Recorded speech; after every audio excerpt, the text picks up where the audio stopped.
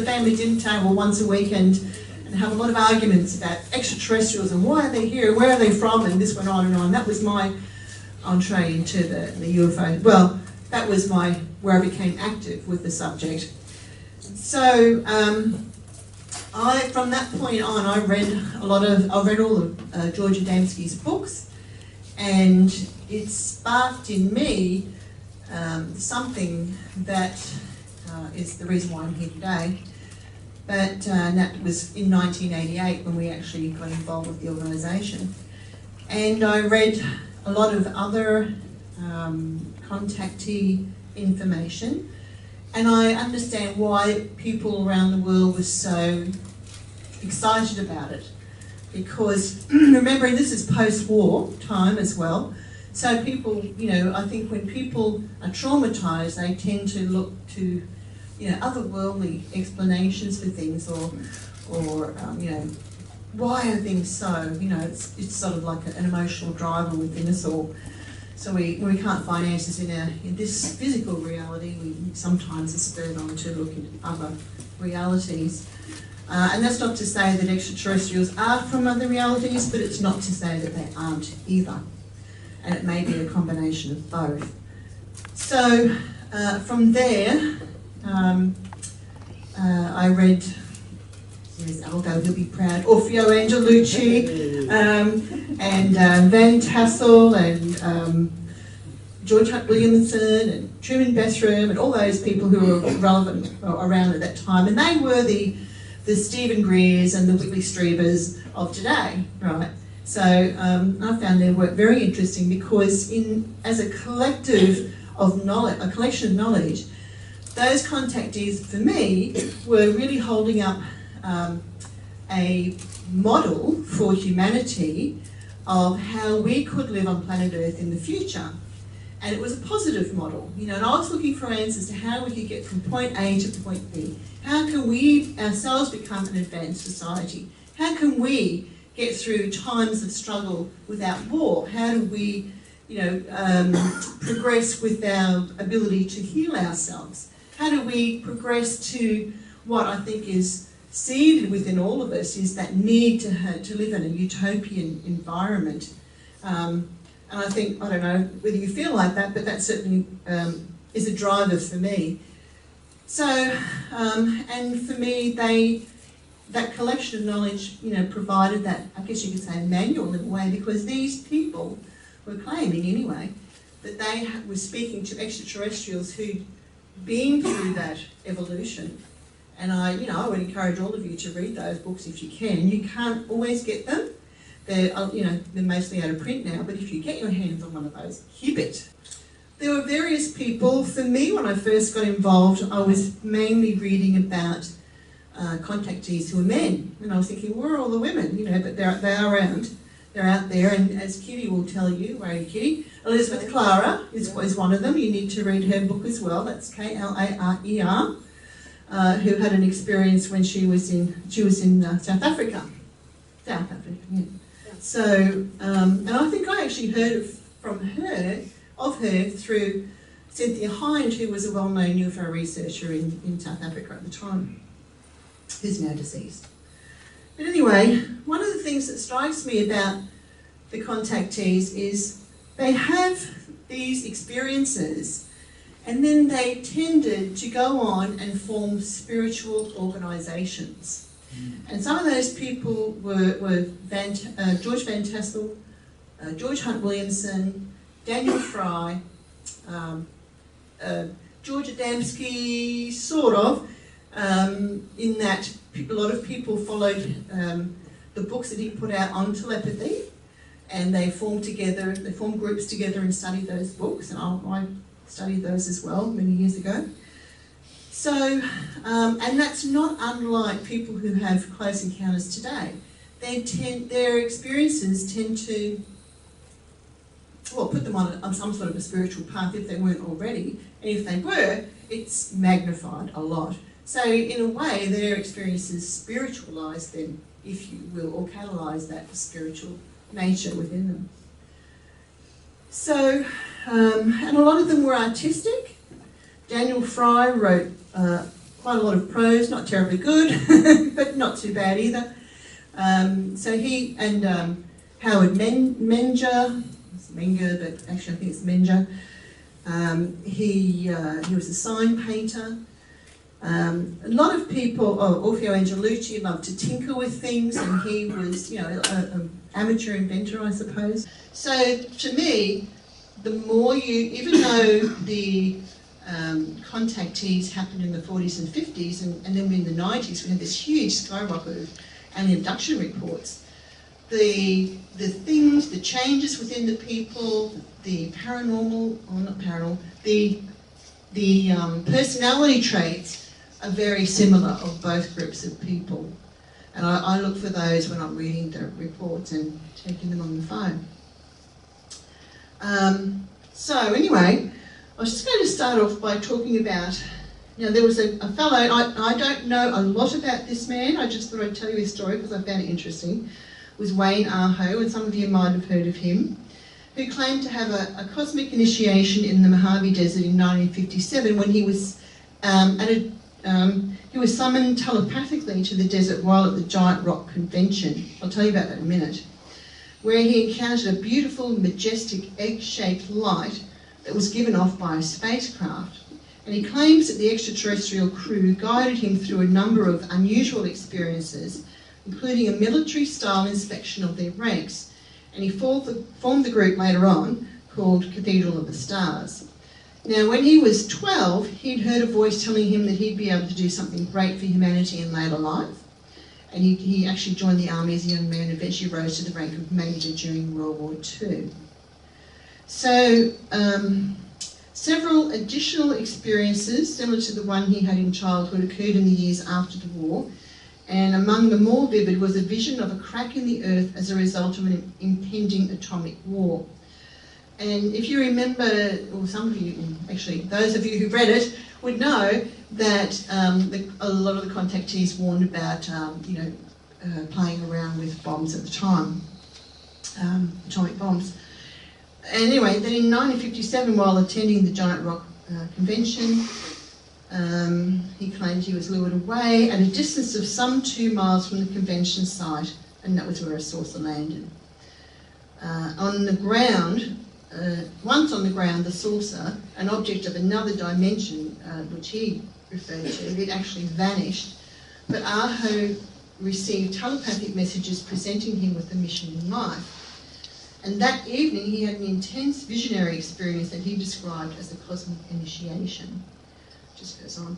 He did get involved, unfortunately, with Otis T. Carr, who was arrested for fraud later on, but Aho was dismissed as not being fully aware of the whole situation. I don't know what that means, but by the 1980s, this Wayne Aho faded into obscurity. But that's just one small example of someone. But this idea of a cosmic initiation, it really, in some ways it is that sort of experience. And I think that the people who have these experiences are disturbed themselves. And when they tell their story, they disturb society. And in a strange, counterintuitive way, it's almost like, they're almost needed to disturb society at that time, in that time that they live. That's my perspective of it anyway.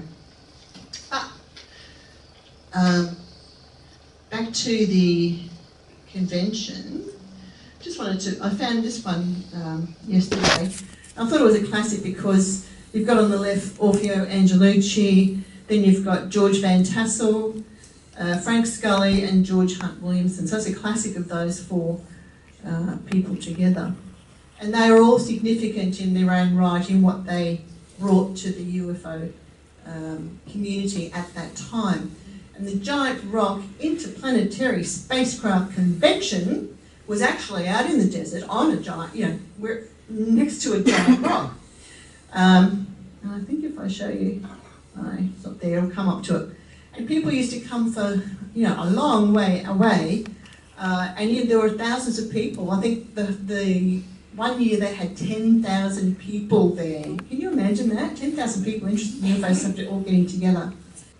But anyway, anyone who had anything to do with the UFO subject, contactees, people who were interested in the subject, they all came there every year for that convention. And back in 1992, there was a guy here called Gary Wiseman who actually hosted probably, I think, the first UFO conference in Brisbane, and where Bud Hopkins came out. And one of the side speakers was a woman called Rosemary Decker, and she was from MUFON in the United States, and she stayed with me. Rosemary's probably dead now because that was a long time ago, but she was already well into her 70s then. But she was telling me that she used to go to these conventions, and one year she went and she was sitting there with her family. People would take picnics and they'd sit there during the day and just listen to people talking about UFOs, aliens, flying saucers. Didn't talk about flying UFOs then. And this person appeared to her, a man, but he only appeared like from the waist up. He didn't have any legs, and she was convinced that he was a holographic projection from some sort of spaceship, and he just disappeared. That was it. No interaction, no nothing. So, and you know, Rosemary was as, you know, she dotted her I's and crossed the T's. She was no flake, if you don't take offence to anybody, but you know what I'm saying. So she really had a strange experience that she couldn't explain. Anyway, so George Van Tassel used to organise these events, and Van Tassel has his own story to tell. He came to Giant Rock after the Kritzers, they'd already set up shop there basically, and then Van Tassel took over later after, well, took over. He moved in with his family. Kritzer had died, and then he, I don't know whether the little airport there was already existed or Van Tassel started it, can't really remember, but he ran that for about 16 years. And Van Tassel was really interesting because as a small child, his family described him as smart and a reader and always inventing something. He was a charismatic speaker and leader, and he possessed both extensive electrical knowledge and a sensitivity to spiritual matters as well. And some believe that those qualities made him a good leader in his own right, or candidate for receiving from an alien culture the plans for building an electrical human regenerator, the Integratron, in the California desert. And I'm sure some of you would have heard of this. It was a dome-shaped device which measures 50 feet in diameter and 38 feet high. It was built near Landis, California from 1954 to 78, and its claim was to be able to rejuvenate the human body, but that went untested because Van Tassel actually died shortly before it was completed, and much of the equipment that was in it was stripped after following his death. Now, this is very interesting to me because a lot of the abductees who contacted us in the 1990s, they would report to us that they had information which put into their heads while they had their experiences, and that became, referred to as the alien download. And I find that really, really curious, because Van Tassel wasn't the only person who claimed to have information from, that sort of technology from outer space. So again, there's a connection there to modern reports as well as the older reports too. Anyway, so after that, Van Tassel established a non-sectarian, non-profit organisation for religious and scientific research. One was called the Ministry of Universal Wisdom in 1957, followed by the College of Universal Wisdom. So again, you have that, expression in a spiritual way of, that experience within the person. He wrote 6 books about his out-of-world experiences, including I Rode a Flying Saucer. Another one too was Howard Menger. I've always said Menger, but I've been told it's Menger, by Howard Menger himself, I think, in a clip I'm about to show you. He had an experience when he was 12, and where he met a beautiful angelic woman. And again, we have in some of the early contactee accounts, people talking about contactees talking about meeting extraterrestrials who were, attractive. Some of them wore beautiful clothes. I think in one of George Adamski's descriptions, he talked about being on the spaceship and how they had this beautiful fabric that some of the women were wearing. This is a photo that he claimed to have taken, and for a long time I thought that being here was a man, but actually it's a woman, just wearing some sort of a spacesuit. Now here's a photo of him and his wife, and supposedly with an alien light form with them. Make of that what you will. When he spoke to the woman, that photo before here, this was later on, as an adult, the ship landed, she came out, and she touched something on her belt. Oh, thank you. And which is here, and touching some sort of control on her belt. This is actually a still from his footage, which is interesting. And I've got some here. So he claimed to have been taken up in a spaceship, gone to the other side of the moon. He actually had a Polaroid camera with him at the time, and he took various photos. This is supposedly one of them, from one of those spaceships, showing a dome of a building on the moon. A photo of his friend from Venus. Interesting. This is one book he wrote, The High Bridge Incident, which is well known from that time. I'll just play a clip of him speaking. I think this is the clip that just starts off with Dan Fry, so he just starts initially, but just play it. Yeah. Fry asserted that he talked with the pilot named Alan, who gave Fry information on physics, the prehistory of Earth, including Atlantis and Lemuria, and the foundation of civilization. Again, he's passed on some information that, not unlike what the alien abductees reported in their experiences too. In 1954, Fry published his first book called The White Sands Incident, and a year later started an organisation called Understanding, which published a monthly newsletter by the same name. I think I've got a shot of their stand at the convention. There we are. Yeah.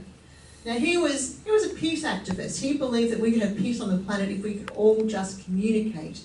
So he always promoted this this idea of understanding.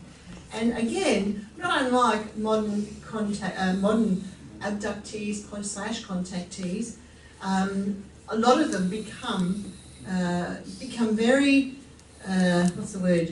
driven that we have to have peace on the planet. People. Now here's an interview of Dan Fry, which I'd like to play, just in 6 minutes. Dr. Dan Fry, you have been on an extraterrestrial vehicle, on a spaceship which is supposed to have entered the Earth's atmosphere from outer space. How was it? What did actually happen? And when? It took place on the evening of the 4th of July, way back in the year 1950. It occurred at the White Sands Proving Grounds near Las Cruces, New Mexico, where I was employed at that time, to set up instrumentations for testing of some large rocket motors.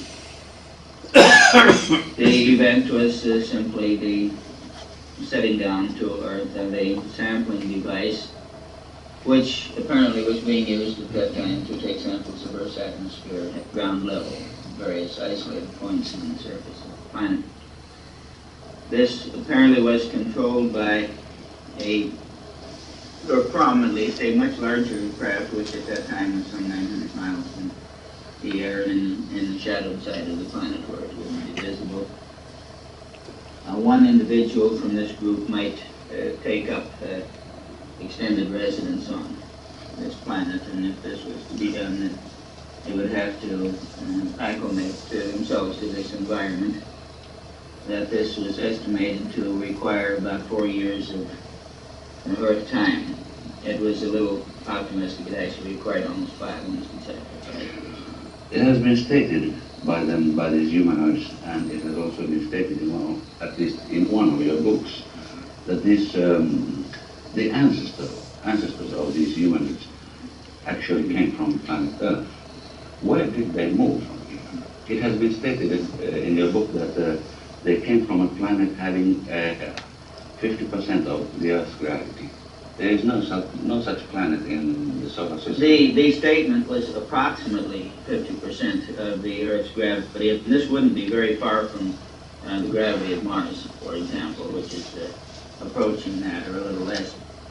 But the gravity which was described here was the artificial gravity created in the ship itself. This individual had never set foot on a planet in his life until he set foot on the Earth. It was the first planet in which he had ever set foot. He and his ancestors before him, for some generations, had been born aboard this large ship. It is not a vehicle, it is a home. It is a thing that we are preparing to build in our own space program. We're developing the ecological systems which will permit a vehicle to become essentially independent of a planet. Does this imply that these humanoids were coming from very far? Not from a solar system? I don't think that they were ever very far. These humanoids claim that their very far ancestors living on planet Earth had developed a very high civilization, a high technology. Well, there have been actually not tradition found in human, on the earthbound folklore of this pre-ancient civilization. Or is there? Well, I think that there is. We have in our reference book library in Oregon some 50 to 60 books which contain this tradition and folklore. And it is, of course, not precise and detailed because most of it has come down from one person to another, from father, son, through periods when there was no written language in the area. The aim of these humans. Why? Why did they pay that much attention to the tiny planet? Well, probably most of them don't. As I say, we have records throughout all of our history of the occasional approach of such things. Usually they come and go very quickly. I would call this the tourist group. They're going from one point to another, and they haven't become close enough to see it. Yeah, they come close enough to see that this planet is occupied, and they have a little curiosity, but no real interest. They come like to the zoo. Yes, that's right. And there may be some who we would call a missionary group who arriving here and seeing that we are in a condition of crisis here, in a condition, I might say, which comes sooner or later to every civilization, no matter where it goes. And your task in this connection, what is it? Well, I don't know that I really have any task. I have had the opportunity to assist somewhat this individual in what he is doing. And this has been both an opportunity and responsibility. And I feel only the responsibility to answer questions on the subject. I feel no responsibility whatever to convince anyone that it is true. This is the umpire. This was a very strange, one of the photos that he was famous for, but I've read various research which proved it was fake. Why do they fake these things? I don't know. Maybe they feel they need some sort of physical evidence to back up their story, hard stories, etc. Who knows? Now, I'm not going to go into the Hill case, well, Betty Hill here will explain her case, but just quickly, who does, or maybe I won't, who hasn't heard of the Betty Barney Hill case, and who hasn't? So you all heard. So you all know everything about that, that's great, so I'll skip that. There's a few. But it is interesting to hear her speak. On YouTube, you can, this was back in 2009, before she died. I think she died in 2010, someone can correct me. And there's 5 clips of her talking. But can I just have the lights, please, someone? The interesting thing about the Hills case is a lot of the information, and particularly in these clips, was revealed through hypnosis. And this is, after this case, hypnosis started to become quite popular, particularly in the 90s when people were reporting close abduction experiences and they wanted to have hypnosis, or some people did. And I was finding that through that decade that a lot of cases, hypnosis was involved. Now, a conference in 2001, which was a disaster because of the 9/11 thing, I gave a presentation about the relevance of hypnosis to UFO research.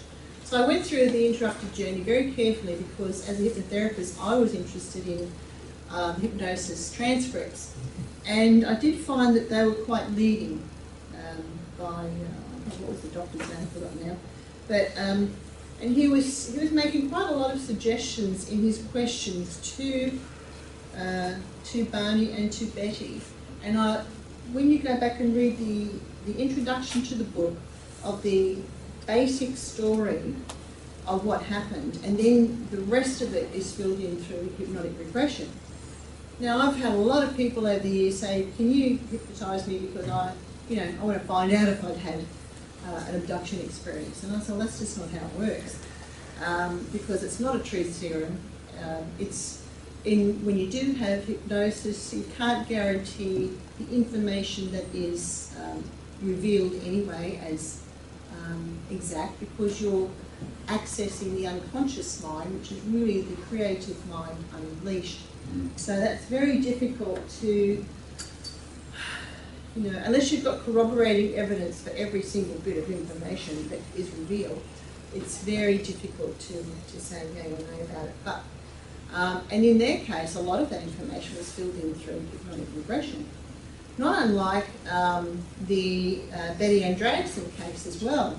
She had close encounters. Some of them were out, she reported to be out of her body as well, but physical close encounters. And she had a couple of sessions with a hypnotherapist, but that hypnotherapist then taught her husband how to do memory recall with hypnosis.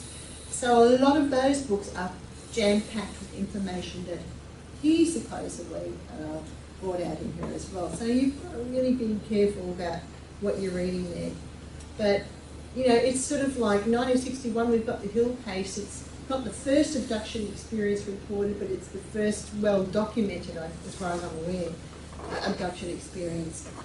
And therefore it's significant. Now with the Betty and Barney Hill case, what I find very interesting is they were both, Betty was a social worker, and she was a European, and Barney, her husband, was an African American. He worked for the post office.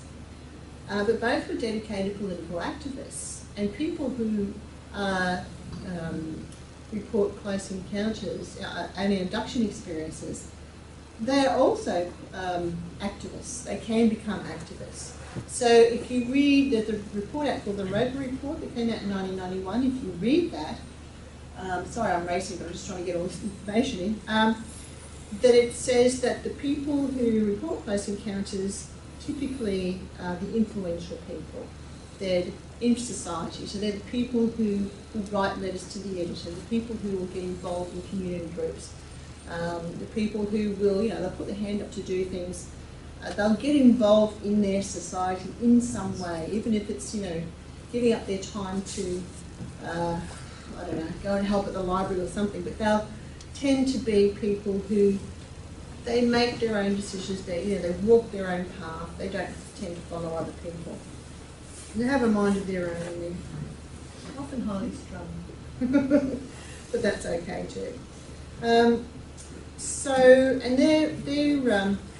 Now Barney, just to finish this off, Barney was appointed to serve as legal redress for the National Association for the Advancement of Coloured People, as well as on the US Civil Rights Commission at that time. So they really didn't want to have all that attention. In fact, at the time when they reported their experiences, which actually was picked up by journalists and went to the papers of Boston, then it just got out of hand, they really didn't want to have anything to do with that, but that's how they became well known. So here we have, early years of the Space Brothers being reported, and then we have the alien abduction experiences. And then around 2000 they changed again, So you had mixed motive cases. So you had abduction experiences and angelic light visitations as well. And I found that was coming out then. So very confusing. What do you make of it? I don't know, but it's a phenomenon in evolution. So the whole point of this topic is to give you a broader panorama of the subject and a bit of the history of the modern day.